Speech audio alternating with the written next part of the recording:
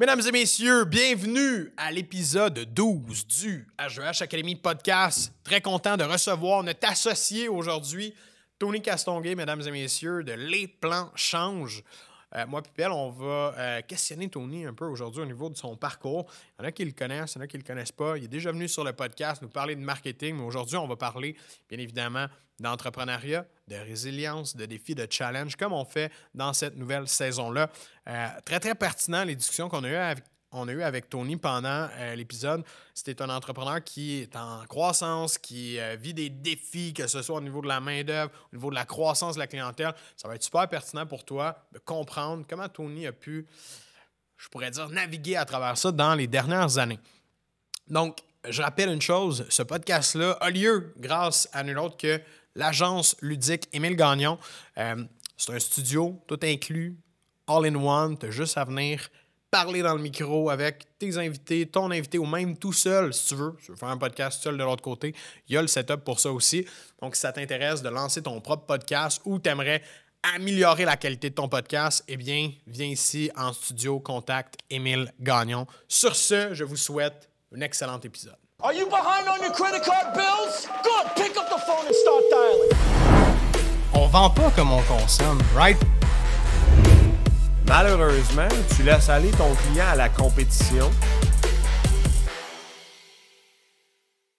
Ben, Tony, merci d'être là aujourd'hui, à 20 minutes de chez vous, pour une fois qu'on n'est pas loin.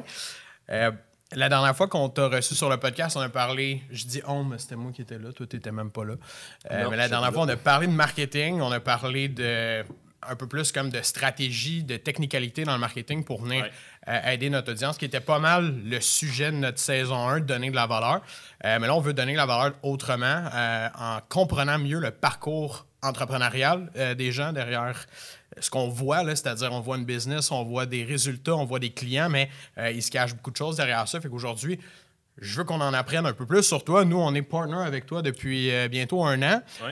Fait qu'on connaît un peu des points de ça. Fait qu'on a des questions quand même, je pourrais dire, pertinentes pour toi.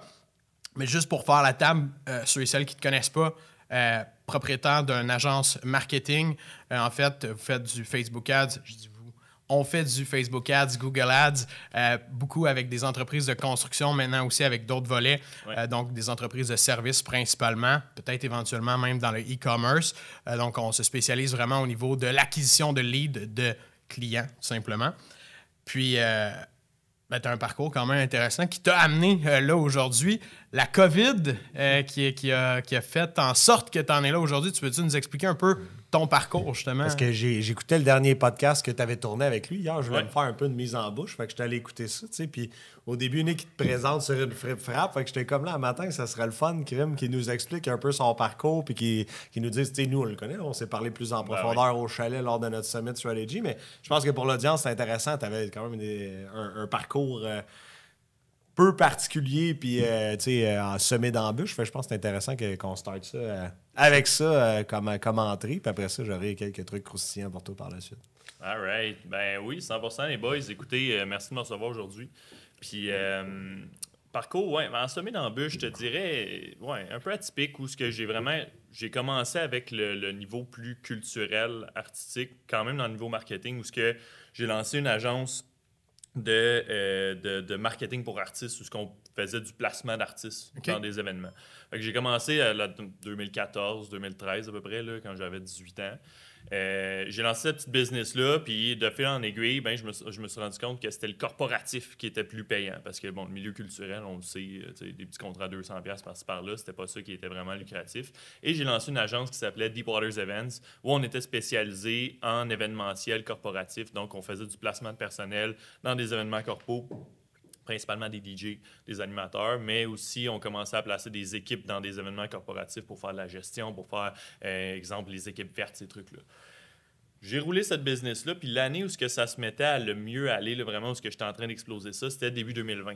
OK? Fait que début 2020, là, ça faisait 3 ans que j'avais la business, puis là, vraiment, ça y allait. Là. Le téléphone n'arrêtait pas de sonner. Puis j'avais un modèle d'affaires, puis on en reparlera peut-être plus tard, mais j'avais un modèle d'affaires qui était pas axé sur le marketing. Étrangement, c'est un modèle d'affaires où je signais des salles de réception Puis, ben, je faisais du cold call pour les joindre, ces salles-là. Fait que c'était des salles de réception que je signais, puis eux, ils me donnaient tous les contrats que... Les disponibilités, dans le C'est ça, fond. OK. Exemple, j'ai 200 événements cette année. Peux-tu me placer pour 200 événements? OK. OK. Ouais. Fait que tu trouvais les gens qui avaient besoin de la salle, puis tu OK, bookais c'est les un gens. reverse, dans le fond. Tu as pris la stratégie à l'envers. Donc, Ouais. s'il y avait 200 soirs à booker, toi, tu disais, parfait, je vais vous les booker les 200, c'est ça? Si tu En veux? fait, eux autres avaient déjà booké. Fait que OK. c'était juste, on a besoin, mettons, d'un DJ pour 200 mariages, exemple. Fait que là, ben, OK, good. OK. Moi, je faisais le placement du DJ. On avait créé un app à l'interne que le DJ recevait l'événement. Il pouvait swipe right s'il voulait, puis swipe left s'il voulait pas, comme sur Tinder. Puis après ça, là, on les plaçait là-dessus, puis on faisait la gestion des gens, les questions qu'il y avait, etc. Qui était mostly automatisé, sinon on ne serait pas arrivé à ça. Fait que là, bon, on en était là. Puis ça commençait à débloquer beaucoup, autant au niveau des salles qu'on commençait à signer, mais aussi les gens qui nous appelaient, parce qu'on avait aussi des clients qui nous appelaient juste comme ça. Puis, ben, M. Legault, le 13 mars, a annoncé que on ferme les salles de réception. Puis je commençais à stresser un peu, je voyais ça dans les nouvelles, je voyais que ça arrivait en France, tout. Puis là, j'en parlais avec mes collègues en événementiel, mais tout le monde disait, ben non, ça n'arrivera pas ici, là, voyons donc, là, on est en Amérique, là, en France, là, les autres font ça, mais pas ici. Fait que, comme de fait, On est devenu la France. je me souviens encore, je sortais de la boxe ce matin-là, puis je reçois un appel, un de mes fournisseurs, hey, ils viennent de fermer les événements. Puis là, on se dit tout, ça va rester 2 semaines. Là, ben, tu sais, paye tous les fournisseurs, les clients payent plus, là, ça déboule. Là, ça parle de PCU ou de je sais pas quoi, de prêts gouvernementaux. Fait que là, on se dit, qu'est-ce qu'on fait? T'sais, est-ce qu'on poursuit ça ou, tu sais... Finalement, ben, j'ai continué de poursuivre tranquillement, mais les opérations étaient presque... Là, ça réouvrait 2 semaines. Là, on rebookait une couple d'affaires, ça refermait. Fait que là, à un moment donné... Il n'y avait pas d'opération clandestine là-dedans? Où est-ce que Non, les non. gens voulaient... bon non, mais je sais pas. Ah ouais, il n'y avait pas, tu sais, puis c'était comme, on était dans le néant, tu sais, qu'est-ce qu'on va faire par rapport à ça, c'est quoi?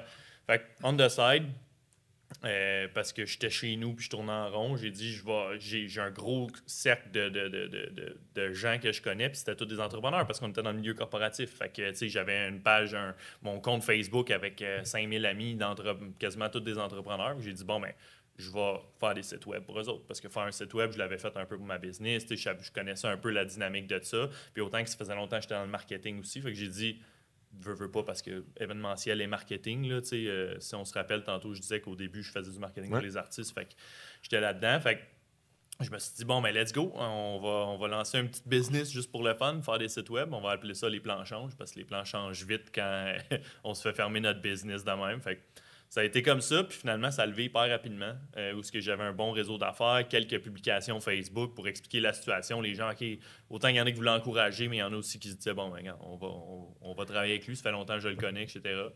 Fait que c'est vraiment comme ça que la business a commencé. Fait que parcours atypique, oui, effectivement. Ça a l'air simple, on dirait, comment tu l'expliques, dans le sens que bon, on n'a pas eu le choix, on a fait ça, mais j'imagine qu'il y a eu quand même du stress, de l'anxiété, du questionnement là-dedans, genre... Y avait-tu des employés? Il Tu y a- sais, genre, tu congédiais plein de monde? Comment ça s'est passé? J'avais une personne à l'administration. Vu que c'était très automatisé, j'avais pas d'employés plus que ça. C'était tous des gens qui... Sous-traitants. J'avais des sous-traitants, mais ces sous-traitants-là, la plupart, en tout cas, j'en avais au moins 3 qui vivaient presque 100% juste avec la business. Mais j'avais pas besoin de les congédier au sens qu'eux aussi devaient se trouver des solutions après ça. T'sais. Fait que ça, c'était quand même un bon point par rapport à ça. Du stress, oui, j'en ai vécu énormément parce que c'était pas une business qui était très cash flow encore. On se rappelle que je disais que c'était la première grosse année. Fait que dès que ça c'est arrivé, que j'ai payé tous mes sous-traitants par respect pour eux, puis que moi, j'ai pas reçu les paiements de mes clients parce que c'était des gros, je nommerai pas, mais des gros hôtels, des grosses salles, etc., ben là, ça s'est mis à stresser rapidement pour moi personnellement au niveau financier. C'était une de mes questions. Pourquoi tu as payé tes fournisseurs? Ah, ben, tu sais, c'était pas. Je te dirais que c'était pas des fournisseurs comme. Tu sais, c'était pas. Comment dire, tu sais. T'es dans du gros événementiel, ton fournisseur, c'est la BAT. La BAT va être capable de s'en remettre. Mais le DJ qui ça fait 3 ans qu'il travaille pour toi puis que t'es quasiment son seul revenu, pour moi, c'est important de le faire. Puis. Oui, mais il y a aussi le fait qu'on savait pas, tu sais. Moi, je savais pas que les autres allaient pas être capables de me payer. Je savais pas, tu sais, j'étais comme, il disait que ça allait fermer 2 semaines. T'sais, fait que, je vais vous payer, c'est correct, ça va bien aller. Mais c'était-tu de l'argent que tu leur devais ou c'était de l'argent pour des événements à venir? Non, c'était l'argent des événements que les autres ils me facturaient après. Fait que c'était de l'argent que je leur devais d'une certaine façon, là, définitivement. Là. Ouais. Parce que ça, c'était un des meilleurs conseils que j'ai reçus pendant la pandémie. Mes mentors, ils ont fait « Good, on paye plus personne. T'as pas le droit de peser sur le piton sand. » Mes 3 anges financiers m'avaient dit « Tu touches à rien. Ouais. » Puis genre, fuck, on attend, puis si on paye personne, on ne sera pas payé par personne, on garde notre cash flow, puis on respire. Puis pour vrai, si j'avais pas pris ce call-là, ça c'était un des meilleurs calls que j'ai reçus de mes mentors, j'aurais fait faillite. C'est ça que j'aurais fait faillite. C'était pas des employés ou du monde proche qui t'étaient, c'était des gros fournisseurs qui s'en lavaient les mains un peu. C'est pour ça que je posais la question, mais ouais, allez, Defer à Nexter, je pense que ça a changé de nom. C'est des branches de milliards de dollars. Mais pas le DJ du coin. Non, le DJ du coin, c'est ça. Là, il voulait payer son loyer, puis c'était plus. C'est pour ça que je te posais la question, parce que dans mon cas, ça a sauvé mon business, d'avoir le cash flow, le temps que les prêts arrivent, etc. C'est pour ça que je posais la question, je trouvais ça intéressant, parce que c'était ça le cas. Comme on se fera pas payer, ils ne payent pas personne, mais les employés, on les a payés, évidemment. Mais on a fait des licenciements majeurs, effectivement. Mais c'est pour ça que je posais la question, parce qu'il y a plein de monde qui, justement, par respect, vont payer. Mais tu sais, ton respect t'a coûté un peu ta business, finalement. Écoutez, ma business, j'ai quand même réussi à, vu que ça me coûtait pas cher d'opération, parce que finalement, j'avais plus l'administration qui s'en occupait était plus là, puis c'était juste le app, puis le app était payé. Tu sais, fait que ça me coûtait pas cher. Fait que j'ai quand même réussi à revendre le fonds de commerce 1 an et demi après. Cher. Quand ça repartit. Pour des pinottes, là, ouais, quand même, pour des pinottes, mais quand même. Mais t'as pas fait de faillite. J'ai pas fait de faillite, puis j'ai pas fait de faillite personnelle. Tu sais, j'ai loadé mes cartes de crédit, là, on va se le dire, mais c'est à peu près tout. Puis j'ai réussi quand même à vendre le fonds de commerce 1 an et demi après. La business existe encore aujourd'hui. Je pense qu'elle est prospère et elle va bien. Puis j'ai continué de rouler avec les plans change jusque-là. On s'est rencontrés, nous, finalement, peut-être 2 ans après ça, 2-3 ans. Moi, je me demandais, justement, dans cette période-là où tu as fait la transition, c'était quoi tes revenus dans ce moment-là? Comment tu faisais pour vivre le day-to-day? Parce qu'il y en a bien des entrepreneurs qui passent... Tu sais, là, c'était la COVID qui a fait en sorte que c'est arrivé. Mais il y en a beaucoup qui passent, que ce soit dans une transition, qui lâchent leur job pour aller dans leur business temps plein. Puis c'est comme tout le temps un esti question mark. Là. Chris, comment je vais faire? C'est ça. Mastercard. Mastercard, puis des sites web. Je te vends un site web 1000$, pas 1000$, c'est moi qui fais le site web, donc OK, vis avec ça, hustle, c'est vraiment, c'est le terme, là, c'est hustle à 100%. Puis, de fil en aiguille, OK, je suis capable de vendre assez de sites web, je me prends quelqu'un qui est fait, puis là, on se met à faire aussi des ads, parce que j'avais quand même de l'expérience là-dedans, même si c'était pas une expérience qui était incroyable, j'avais une bonne expérience là-dedans, puis la personne que j'avais engagée, elle était plus expérimentée, fait qu'on se met à faire des ads, puis moi, on the side, tous les soirs, ce que je fais, je lis des livres sur le marketing, j'écoute des tutoriels, j'apprends là-dedans parce que j'ai pas une scène à ce moment-là pour me payer une formation à 15 000$ en marketing. Là, fait que j'apprends, puis j'assole, puis je fais des tests sur ma propre business en même temps pour augmenter ça tranquillement pas vite. Là. Ouais, ça a duré 18 mois un peu, on va appeler ça la phase calvaire, là, j'ai l'impression. Ouais, ça a duré 18-24 mois. Là, Puis aujourd'hui, tu es tout cleané de ces dettes-là. Oui, 100%. Ouais. Fait que ça t'a pas impacté, parce qu'on en connaît qui ont fait faillite perso, qui ont perdu leur maison. Surtout l'événementiel, c'est la place où est-ce que vous êtes le plus fait ravager possible. Les artistes aussi. Les artistes. Ça m'a pas impacté. Ça m'a impacté psychologiquement. Beaucoup d'anxiété, beaucoup de stress, dont on sait pas où on s'en va. Mais non, j'ai réussi à naviguer là-dedans pareil. C'était ma deuxième business quand même, celle-là. Puis avant, j'étais en milieu événementiel où on devait travailler énormément puis vivre avec peu dans le milieu événementiel culturel. Fait que j'étais habitué quand même de hustle dans ce genre de conditions-là, si on veut. Mais oui, non, j'ai réussi à m'en sortir quand même. C'est quoi les choses que tu retiens, là, mettons? Qu'est-ce qui t'a fait grandir de cette phase-là de ta carrière entrepreneuriale, mettons? Jamais rien prendre pour acquis, définitivement. Là, je me souviens, cette année-là, là, ça se mettait à rouler, puis là, j'étais comme, qu'est-ce qui peut arriver, tu sais? Qu'est-ce qui peut arriver? Comme, il n'y a rien qui peut arriver, ça va bien, là, ça décolle, enfin, là, tu sais, cette année, ça va être malade, là, puis, tu sais... C'est la bonne. C'est la bonne, qu'est-ce que tu veux qui arrive? Puis ça m'a fait comme, OK, ouais, tu sais, puis je voyais tous mes amis sont entrepreneurs, puis je les voyais, eux, ça fermait pas leur business parce que Un était en immobilier, fait que ça allait encore mieux. L'autre était en impression de vêtements, fait que ça allait bien quand même aussi. Bon, ça fermait un peu aussi, mais il était capable de rouler quand même parce que les chantiers de construction roulaient pareil. Fait que lui, il vendait principalement la construction. Fait que j'avais ces 2 amis proches là de moi que je voyais qui continuaient de rouler, puis j'étais comme pourquoi moi, mais c'est juste part of life. Il n'y a pas de raison, il y a juste ça a donné de même. Fait que ouais, jamais rien prendre pour acquis serait vraiment. J'adore ça. Ouais, tu sais, sans tomber genre dans la je veux dire, c'est un peu apocalyptique là, ce qui s'est passé là, tant qu'à moi là, est-ce qu'on va revoir quelque chose de cette ampleur là dans notre vie? Never know. Mais tu sais, je veux dire, j'adore la compréhension de ça parce que tu sais on voit, tu sais, on peut aussi faire le lien avec les gens qui s'assoient sur leur laurier parce que ça commence à bien rouler, ils délèguent un peu trop massivement, puis ils sont bien confortables dans leur tour de cristal. C'est un peu le même genre parce que l'espèce de tempête qu'on a vécue, il y en a qui se la créent eux-mêmes, cette tempête-là, dans leur compagnie, là, par leur paresse, par leur manque de jugement sur certaines décisions. Souvent aussi des problèmes d'ego, mais ouais, j'aime bien la notion, c'est très humble là, de dire je prends rien pour acquis. T'sais. J'aime bien ça, moi aussi, de penser que si tu penses que demain tout peut chier, là, t'es sans être paranoïaque, là, mais t'es aux aguets, t'es un pas en avant, 2 pas en avant, t'essayes de voir les coups venir. Fait que, non, nice. Il n'y a jamais rien de garanti en business. Même nos salaires à nous sont pas garantis. T'sais.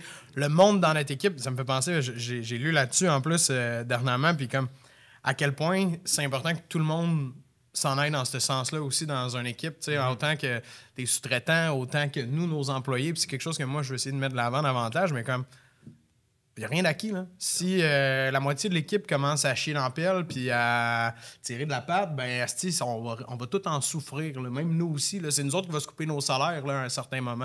Fait que je pense que c'est un très bon point que tu amènes, puis tout le monde devrait prendre ça en considération, parce qu'il y en a beaucoup que des fois, justement, ils s'assient soit sur le fait qu'ils ont une grosse équipe, puis que ça roule. Okay, les gros trips, là, genre jouer au président, c'est comme ça que j'appelle ça. Moi, le président. Moi, grosse équipe, ça roule, travaille pas. Des fois, c'est comme, j'ai bien des gros clients signés ou peu importe. On sait jamais quand est-ce que le vent va virer de bord. Surtout si on se met dans une position où est-ce que on le prend pour acquis parce qu'on regarde pas dans nos angles morts. Tu sais, c'est comme mon père m'a tout le temps dit toute ma vie. Il dit, la place où tu as le plus de chances de pogner un accident en char, c'est quand tu arrives proche de la maison. Ouais, parce que mon père est camionneur, tu sais, puis il a fait des millions de kilomètres sur la route, puis il dit, c'est là que c'est le plus dangereux parce que tu arrives, tu es plus aux aguets, tu arrives à la maison tranquille, tu es content. Fait que c'est un peu ça aussi quand ça va bien en business, mais des fois, on a l'impression de pas besoin de checker mes angles morts, pas besoin de pousser autant. On prend ça pour acquis définitivement, puis c'est la même chose aujourd'hui. Une business qui va bien, j'avais ça, des contrats signés. J'étais comme, qu'est-ce que tu veux qu'il arrive? J'ai des contrats signés. Ça va bien. Ah ouais, solide. Tout le monde, fuck you! Le gouvernement va pas fermer ma business, voyons donc. Elle se respecte ces contrats-là. C'est ça. Ouais, non. Ça, c'est bon. C'est très bon, ça. Merci pour l'intro et la présentation. Super exhaustif. Moi, c'est ça qu'on veut aussi pour la saison 2. On veut que les gens comprennent c'est quoi le background. Il y a plein de gens qui se lancent en affaires, il y en a qui sont déjà en affaires, qui relate avec plein d'affaires. Je mettais tout le monde assis à ce stand-là pour leur demander comment ils ont traversé la pandémie. Tout le monde nous donnerait une tangente différente. Il y en a qui ont eu des opportunités exceptionnelles, d'autres qui ont chié dans la pelle, qui se sont relevés de leur centre. Il y en a d'autres qui ont juste décidé de devenir salariés. Mais comme tout le monde a une histoire exceptionnelle, comme le 13 mars, t'écoutes TVA, t'es comme on ferme l'économie comme toi. What the fuck? Qu'est-ce qu'on fait? Fait que merci pour ça.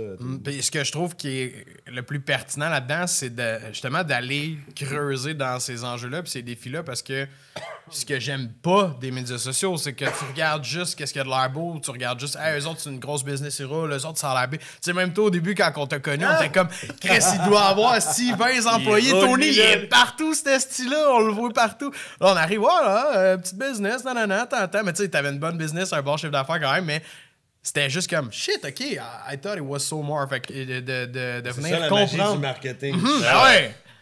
Don't get fooled, ça m'arrive presque toutes les semaines. C'est ça. De penser que le dude qui va se présenter devant moi, c'est un esti de baller. Je rouvre le capot, c'est pourri tout partout. Je dis pas que c'était ton cas. Non, mais je comprends. Une agence web en particulier qui avait 11 employés, puis on rouvre le capot, man. Payez-vous un salaire? Non, on travaille encore au resto. J'étais comme, il y en a beaucoup. Il y en a plein, là, tu sais. Là, mais c'est ça qui est beau de ça. Là, 100%. Puis, bref, tout ça nous amène à un endroit, c'est-à-dire aujourd'hui, on est ça fait 18 mois qu'on a commencé à travailler ensemble, au début en tant que client, maintenant en tant que partner. Ouais. Mais la business, elle a évolué quand même beaucoup. Beaucoup de up and down là-dedans aussi, parce que changement implique nouveaux défis, nouvelles réalités, nouvelles décisions qu'on doit prendre. Là, on a changé, je fais une petite liste de ça, là. Positionnement, l'offre, une offre plus petite, une offre plus grosse. On a eu des embauches à travers ça. Tu as eu des obstacles par rapport à ça aussi. Des clients plus long terme, plus difficiles à gérer peut-être dans certains cas, dont moi comme client, difficile à gérer. Il n'y a pas de nappe. C'est j'ai ça. rien dit. je me suis call out, j'ai pas de ça. Je veux avoir en fait un peu ton avis sur ça, ou peut-être avec un pas de recul, ça a été comment, autant de changements là, dans les 18 derniers mois? Parce que tantôt, tu parlais un peu du stress que c'était de opérer une business avec justement la COVID, des choses comme ça, mais c'est un autre style de stress, ça, ou un autre style de défi, là, je peux dire? Ben oui, du stress, mais défi aussi. Tu sais, je vous dirais que d'avoir des partners, ça aide énormément pour la charge mentale. Fait que t'es pas tout seul. On est à la guerre les trois. On est à la guerre les trois, on jase à toutes les semaines. Fait que il y a ce côté-là qui est, je te dirais, qui aide énormément la portion stress. Défi, oui. La croissance, c'est un défi. Puis si tu vas trop vite, tu peux faire des tonneaux. Là, fait que c'est sûr que. Puis on aime ça aller vite. Fait que c'est de bien tenir le char quand tu pas de quoi tu parles. Puis je pense qu'on est les trois de même, c'est pour ça qu'on est associés. Mais fait que, tu sais, des défis à travers tout ça, il y en a, mais il va en avoir. Puis je pense que ça fait partie de la game. Je pense qu'on a quand même une croissance qui va bien malgré tout ça, puis qui est pas, tu sais, oui, qui a des embûches, mais que c'est pas des trucs qui sont majeurs jusqu'à présent. Après ça, c'est du temps, puis c'est de l'adaptation, puis c'est de l'apprentissage, mais je suis en partnership avec mes coachs. Fait qu'à la fin de la journée, ça se passe bien quand même à ce niveau-là. Ouais. Mais moi, mettons, je suis curieux. Nous, on a fait l'exercice l'autre fois pendant un live Facebook qu'on a fait ça. On a fait l'exercice de revenir ensemble. On l'a pas fait on l'a fait un peu au chalet dans notre Summit Strategy. Mais comme, c'est quoi les points, les erreurs, tu pourrais dire, que tu as faites cette année, que tu sais qui t'ont coûté cher, puis c'est pas pour te mettre on the spot, mais c'est surtout pour aider 100%. Tout le monde, puis comprendre un peu c'est quoi les erreurs qu'on peut faire en tant qu'entrepreneur. Selon toi, ça a été quoi tes erreurs que... pas nécessairement que tu aurais pu corriger parce qu'il y a des erreurs qu'il faut faire. Ça fait partie de la... Ouais, exactement, il faut les vivre. Ça fait partie de l'apprentissage, mais des erreurs que tu peux noter puis que tu comptes justement changer des trucs cette année peut-être par rapport à ça. Je dirais embauche trop rapide. Puis ça, j'ai vu justement un live là-dessus l'autre fois, quelqu'un qui parle de ça, de l'embauche trop rapide. On est mieux d'attendre un mois puis trouver la bonne personne que d'engager rapidement puis d'avoir quelqu'un qui va juste fill the blank. Ouais. Fait que, parce que fill the blank, s'il faut que tu renvoies la personne 1 mois, 2 mois, 6 mois après, parce que finalement, ça ne fonctionne pas bien, mais ça va avoir impacté ta business, impacté ton équipe, impacté ta charge mentale, impacté tes clients, directement ou indirectement. Fait que ça, c'est quelque chose que je dirais, prenez le temps d'engager, prenez le temps de bien choisir ces gens-là. Informez-vous sur les ressources humaines. Personnellement, avant, il y a 2 affaires que je négligeais trop. J'étais tout le temps axé sur les ventes puis le marketing. Fait que, tu sais, c'est comme le gaz puis la pédale à gaz de la business. Mais je me crie ça de la carrosserie puis, tu sais, de l'intérieur, mettons. Puis, mettons, je dirais que les ressources humaines puis la comptabilité finance, c'est 2 affaires qui, avec vous, en tout cas, dans la dernière année, j'ai appris à mettre énormément de l'avant avec la structure financière qu'on a rentrée dans le business dans la dernière année. Et avec l'apprentissage des ressources humaines que j'ai fait. Je reviens à l'erreur, là. Ouais. Parce que là, tu le formules autrement. Fait que ton erreur numéro 1, ça aurait été embaucher trop vite, dans le fond. Embaucher trop vite, mais je ramenais ça à, justement, se coacher sur les ressources humaines, se former sur les ressources humaines pour pas que ça arrive, tu sais. Ouais.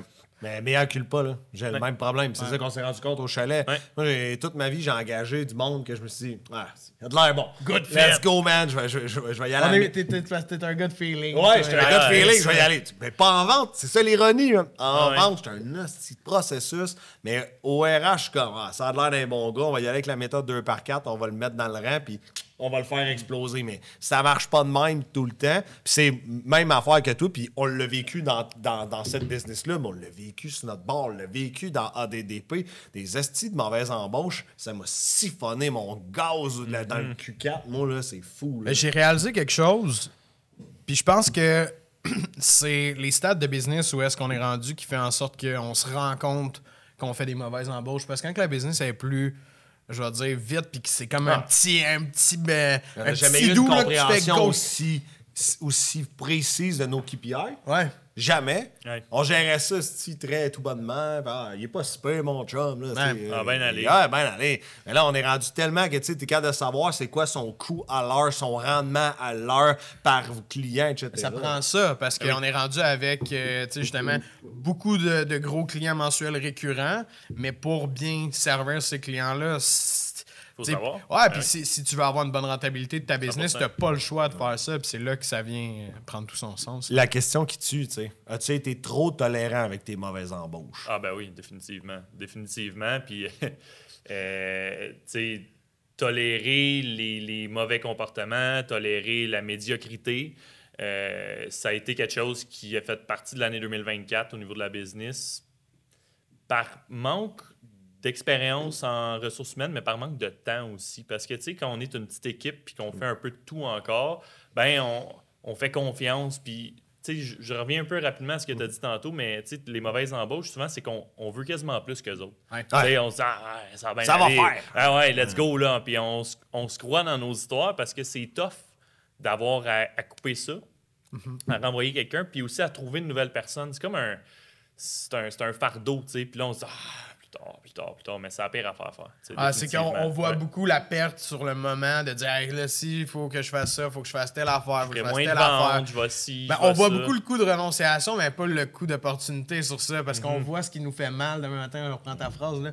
C'est quoi déjà? Est-ce qui te... L'argent qui rentre pas te fait pas assez mal par Ouais, rapport c'est à l'argent qui sort. qui sort de tes poches. Tu penses juste à, mais là, si je le perds, je vais perdre ça, je vais perdre ça, mais tu vois pas tout le gain potentiel. Puis c'est bien plus tough à évaluer avec des humains, là. Quelque part, on peut pas t'en vouloir. Je veux dire, je réfléchis Ah, je pareil. fais pareil, hein. Tu sais, je veux dire, t'arrives dans une zone où est-ce que Chris, ça va quand même pas pire. Ben, c'est ça qui arrive. Ouais. Tu sais, c'est comme, j'ai pris 30 livres, c'est pas si pire. Tu sais, Ah je veux dire, bon. Puis on tolère un 30 livres de trop, là. Ben là, tu sais, Chris, on avait un problème qui était moyen. Puis on a comme eu quand même 4-5 warnings pendant l'année. Puis à la gang, il y a personne qui a fait, tu sais, c'est moi au chalet, j'ai fait, you know what, ça suffit. On le calisse dehors, drette là. On le fait, là. On s'en calisse, on le fait. Ça suffit. Puis moi, j'ai signes bien étaient aimé là. ça, genre de tolérer la médiocrité. C'est quelque chose que, même, j'irais pire, on tolère plus l'average. Ouais. En ce moment, dans tous nos projets, on n'a pas 100 employés, on est en bas tous de 10 ou 15, là, OK? Fait que je pense qu'on devrait tous être entourés de A+ player ou genre un bon A, là. Mais 100%. un C, là, no fucking way. Genre, on n'a pas à tolérer ça, quitte à prendre un step back, pas faire d'argent, se couper de la paye pendant 3 mois pour restructurer, pour l'amorcer convenablement, tu sais. Mais ça, on l'a tout vécu en passant, tu sais. Des fois, j'avais l'impression que tu pensais que tu étais tout seul. Là. Je Non. te jure, mon gars. Et si, moi aussi, j'ai goûté solide, là. C'est vraiment l'aspect de maturité de la business, parce que ta business est mature, elle est rendue dans un point où est-ce que on a des clients stables, on a du long terme, on Ouais. peut en prendre plus, puis c'est la même chose dans H2H. Là. Yep. On est à une certaine maturité qu'on n'est plus la start-up, là, on peut dire, en tant que tel. Fait que 100%. c'est là que ça prend des systèmes, de la structure, des procédures pour scaler. Mais là, on va le corriger. Puis... Puis 100%. Puis juste pour rebondir rapidement là-dessus, j'ai parlé à un de mes clients, puis j'ai dit, après qu'il y a eu ce renvoi-là, que la personne n'était plus là. Puis il m'a dit, juste pour que les gens ils le comprennent, là, il m'a dit, si ça n'avait pas arrivé, Tony, puis c'est un client signé 1 an, là, puis ça allait super bien, puis tout, il dit, j'aurais arrêté de travailler avec toi. Wow! Fait que, tu sais, puis il parlait même pas, mais juste les fois qu'il avait parlé, puis Feeling. tout, le feeling, puis les petites demandes qu'il faisait, qu'il recevait pas, ou peu importe, qu'on remarquait pas nécessairement, mais le mauvais service ou le mauvais rendement de cette personne-là par bout, qui était généralement bon, mais était suffisant parce qu'on est une business day player, comme tu as dit, Yep. puis on offre un service Ben, day c'est ce player. qu'on vend. C'est ce Tu qu'on peux vend. peux pas mettre un Exact. service de Fait que, ouais. tu sais, c'est comme si... C'est correct si je vais au Tim et mon café, il est dégueulasse. Mais si je vais au Starbucks, je le paye 9$, je m'attends un petit peu plus qu'il soit bon. Tu comprends? ça. Si je m'en vais dans le petit barista du coin ici à Montréal, puis je le paye 11$ le café, ben il est vraiment mieux d'être bon. C'est tout le temps ça. Il y a une gestion des attentes qui vient avec le prix. Il y a une tu gestion sais. des attentes, 100%. Ouais. Wow, mais ça, c'est révélateur, tu sais. Puis, Ouais. tu sais quoi le pire? C'est que nos clients, ils nous le disent pas. Non? Ils le diront pas Pourquoi? Parce que c'est comme en vente. Le client, il va pas vouloir te dire non, c'est trop cher, non, je suis pas intéressé, non, j'ai pas le budget. Il va te sortir une excuse bidon ou il va juste couper le contrat ou il va te ghoster. Parce qu'on n'aura jamais l'heure juste. Mais c'est notre job, ça, je pense. Ouais, mais c'est ça qu'il faut implanter, des évaluations de mi-mandat ou des choses comme ça qui va nous permettre d'aller chercher la touche avec le client 100%. par-dessus la personne qui est le prestataire de service. Ah, puis même dans tous les business, là, c'est quelque chose, je pense qu'il faut qu'on intègre davantage parce qu'on voit les commentaires positifs de nos clients, puis on se nourrit de ça, mais des fois, le On voit pas reste, assez le c'est négatif. ça, ce qui est en arrière. Puis, tu sais, tout le monde a quelque chose de négatif ou un commentaire, pas nécessairement négatif, mais qui peut être constructif, exactement, sur lequel on peut bâtir. Exact. Là. C'était pas suffisamment. Tu sais, il était pas fâché, il y a des bons résultats pareil. Tu sais, il était pas comme. Il était juste. Mais il y avait quand même une il y crotte avait- sur le ouais, cœur. Ah, il y tu avait sais. une crotte sur le cœur. Puis si j'avais pas creusé, il me l'aurait pas dit. Ben non, Tu sais, c'est ben juste non. que là, j'ai creusé un Le peu. renouvellement, ça aurait fait comme you know what? Non. Ben, c'est ça. Tu sais. Ah, le fit est important, là, tu sais. On Ah, puis c'est ça, mais tu sais, dans cet ordre d'idée-là, on parle de genre de contrat de genre 30 000 annuel. Plus. Là, ça, c'est un. Imagine si un te le dit, qui te le dit pas.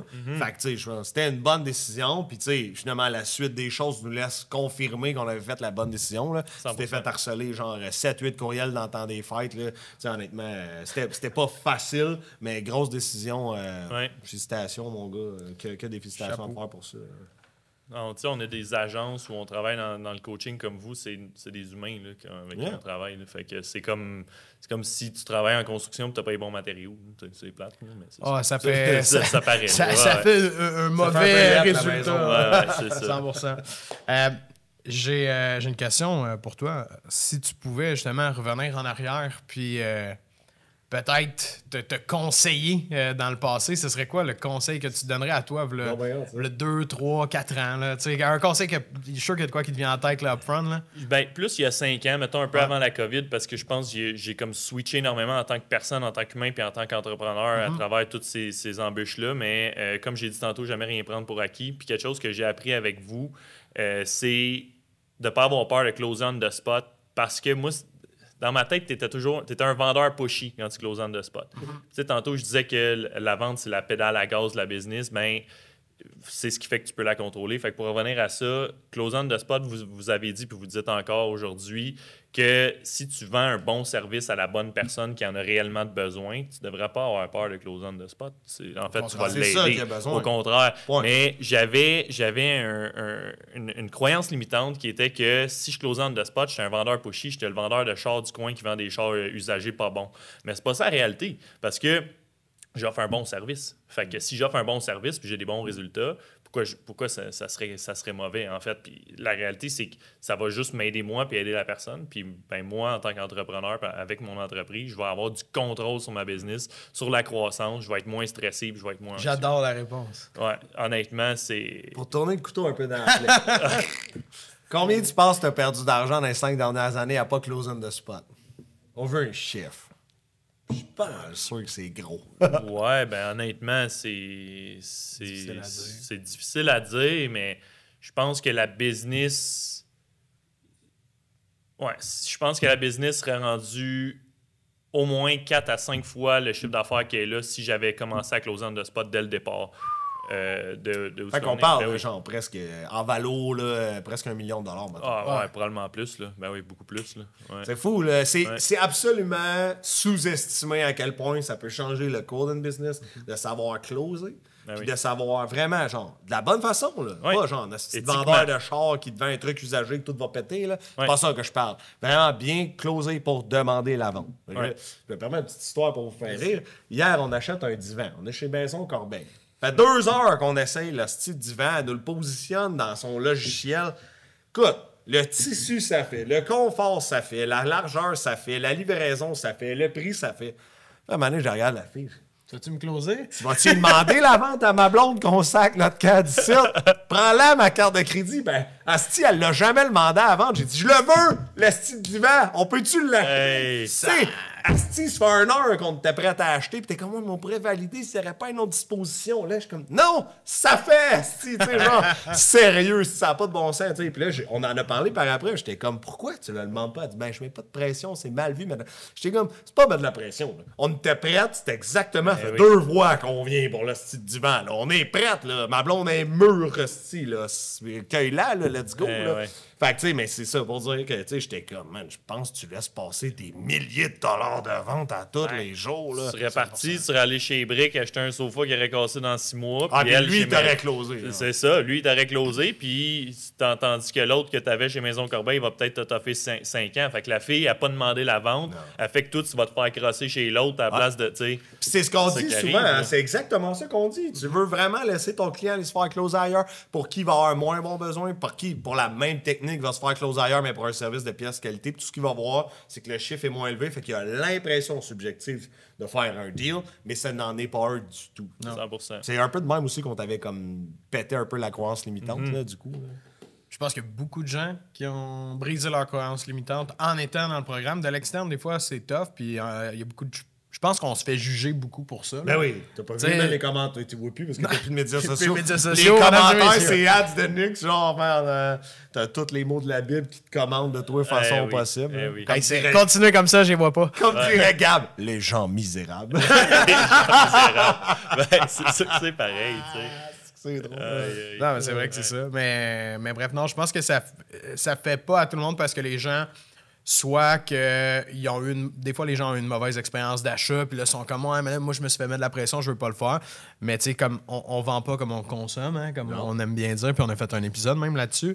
Fait que allez l'écouter si vous comprenez pas le principe derrière ça, parce que c'est important de le faire si vous voulez aider plus de gens. Si la mission est ça, là, intrinsèquement, c'est de dire, Chris, je veux aider mes clients, je veux faire une différence, ben, de closer on the spot, t'aides tes clients. De pas les closer, t'es aides pas. Si tu Merci, sais que bonsoir. t'offres un bon service puis que c'est cher puis ce que tu fais, Exactement. etc. T'es le meilleur dans ton gêné.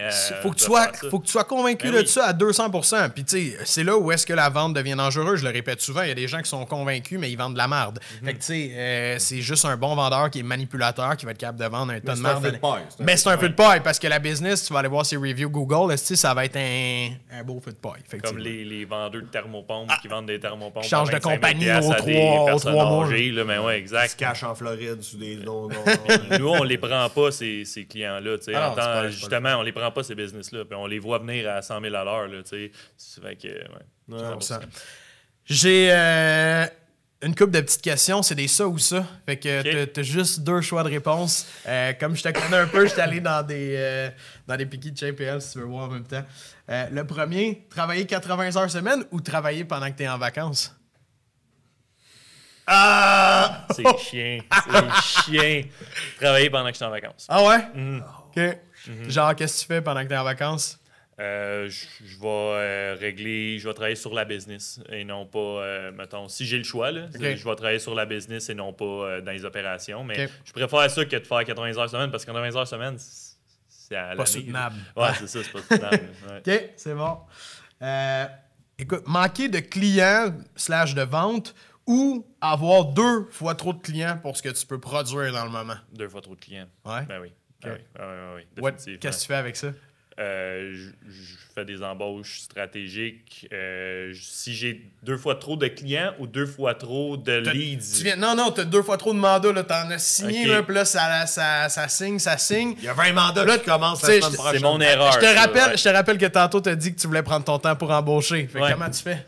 Ben, tu sais, rendu là, c'est sûr que c'est mon erreur. Considérant que je veux prendre mon temps pour embaucher, ça devrait pas m'arriver. Mais là, si c'est ça ou ça.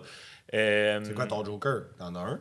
Ben, mon joker, dans ce cas-là, si j'ai à avoir 2 fois plus de clients, je te dirais que je rentre dans les opérations, en fait. Parce que je suis Ok. capable de prendre 2 fois plus de comptes qu'un media buyer habituel. J'ai déjà roulé 40 comptes quasiment. Bonne idée. à mon- Ok. Je vais dire, Sous-traitance? ouais, Ben je là, vais je dire vais pas- vends-les, sinon. je vais- ouais. Sous-traitance? Ouais, sous-traitance, mais tu sais, en même temps, c'est que si je rentre dans les opérations, je suis capable de prendre mon temps pour engager. Puis là, ben oui, je fais 80 heures semaine pendant un mois, mais c'est pas la fin du monde, là, tu sais. Ok. Je mourrai pas de ça. Fait que- Je prendrai des vacances. Ouais.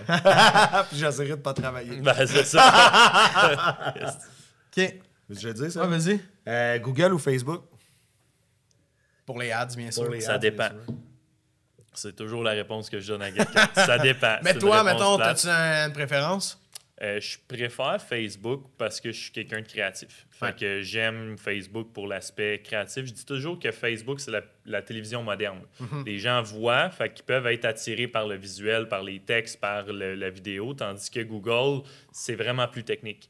Tu sais, oui, ton texte en haut, là, mais grossièrement, puis ta landing page, mais grossièrement, c'est vraiment du technique. Last one. Perdre ton meilleur employé ou perdre ton meilleur client? Perdre mon meilleur client. Ouais. Parce que l'employé, si ton meilleur employé, il peut rester là 5, 10, 15, 20 ans, tandis que le client, ben la rétention moyenne chez nous est peut-être, je sais pas, 1 an, 1 an et demi. Fait que c'est là que ça fait moins mal. Ça fait moins mal. Ouais. Malheureusement. Que de reprendre. Ben non, c'est pas malheureux. Que, tu sais, à un moment donné, il faut savoir dire bye-bye, puis je suis bien d'accord. Là, parce que, alors que si on repart, que l'embauche est complexe, que quand on a trouvé quelqu'un qui est loyal, qui est fidèle au poste, qui est bien rémunéré, qui aime son environnement de travail, on veut pas qu'il parte. Là, on veut Il en mouille pas en 2025. Non. C'est ça. Ben, moi, j'avais une dernière question. Vas-y, je te laisse closer avec ça. Quelle est la place de l'entraînement puis de la santé en tant qu'entrepreneur pour toi? Là, je le sais, je connais la réponse, mais pour nos auditeurs, c'est quoi cette place-là que ça l'occupe dans ta vie entrepreneuriale? Et pour moi, c'est nécessaire. Pour moi, je veux dire, je pourrais pas rouler une business si je m'entraînais pas minimum 4 fois semaine, puis si j'allais pas voir de psychologue, puis si je travaillais pas sur ma santé psychologique et physique.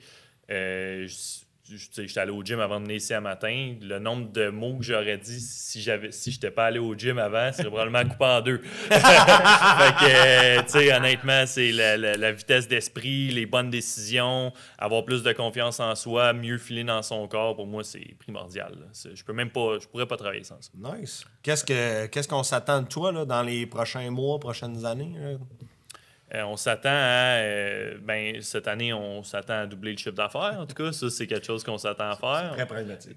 C'est très pragmatique. On s'attend à développer cette entreprise-là. On a parlé tantôt un petit peu brièvement, mais possiblement s'en aller vers le e-commerce, puis vraiment devenir une sommité au niveau du ads management au Québec. 100%.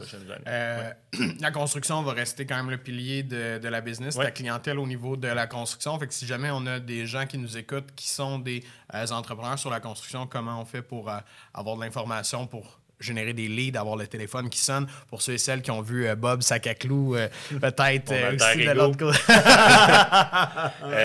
On va sur Tony Castonguay-Leblanc sur Facebook, on m'écrit. Sinon, on va sur Les Planchanges, la page directement de la business. Vous allez pouvoir voir des vidéos aussi explicatives des trucs qu'on donne sur le marketing. Fait que ça peut être un bon début. Là, s'il y a des gens qui ont acheté le mot-clé Les Planchanges, il faut vraiment juste vérifier que le site web, c'est Les Planchanges. Hein? Parce qu'il y a peut-être de la compétition qui a acheté notre mot-clé pour sortir en premier.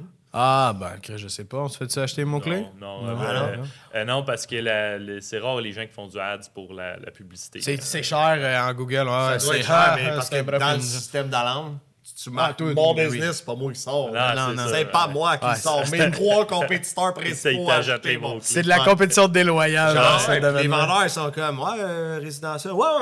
C'est nous. Puis ils envoient un contrat, puis les clients signent, ça l'arrive. De facto, toutes les semaines. Puis là, c'est genre un autre. Il voit que finalement, c'est ADT. Non, c'est correct. C'est un système d'alarme, c'est pareil. Sérieux, ça arrive à toutes les semaines. C'est bon. Voilà. Mais merci, Tony. Yeah, thanks a lot. Merci d'être venu. Donc, merci d'avoir été avec nous pour ce 12e épisode du H2H Academy. Très content d'avoir pu recevoir Tony une deuxième fois. Merci d'avoir été présent, Tony. Toujours le fun de te recevoir avec nous. Donc, pour les gens qui ont aimé, encore une fois, vous voulez nous encourager, vous voulez faire une petite différence, partagez-nous ces réseaux sociaux. Allez liker, que ce soit sur Spotify, Apple Podcasts, YouTube. Allez vous abonner. Hein? Ça prend 2 petites secondes. Ça fait une grosse différence pour nous à la fin de la journée. Je vous demande ça à la toute fin. Je ne veux pas vous écœurer avec ça, mais je veux vous le demander de tout cœur pour de vrai. Ça fait une énorme différence pour nous. Merci à tous ceux qui le font. Merci à tous ceux qui vont le faire. J'apprécie énormément. Je vous souhaite... Faites beaucoup de ventes, une bonne journée, et on se revoit la prochaine fois.